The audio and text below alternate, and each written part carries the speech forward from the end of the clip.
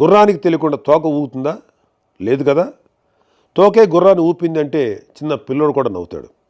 అలానే 24/7 వైవి సుబ్బారెడ్డి దగ్గర ఉండే తన ప్రైవేట్ పిఏ అప్పన్న ఆయనకు తెలియకుండానే టీటీడీకి ఆ ఫేక్ గీ సప్లై చేసే వాళ్ళను దేశం మొత్తం తిరిగి కేజీ ఫేక్ గీకి 25 రూపాయల చొప్పున కోట్ల రూపాయలు వసూలు చేస్తుంటే వైవి సుబ్బారెడ్డి గారికి తెలియకుండానే ఉందంటే నువ్వు అబద్ధమైనా చెప్పు ఉండాలి, లేదా పిచ్చోడమైనా అయి ఉండాలి.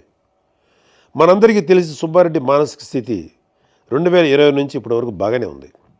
స్వచ్ఛమైన నెయ్యి, పోనీ చాలా వరకు సహజమైన నెయ్యి సప్లై చేసి ఎవరూ కూడా కేజీకి ఇంత డబ్బు అని చైర్మన్ ప్రైవేట్ పిఏకి కోట్లు కమిషన్ ఇస్తాడా?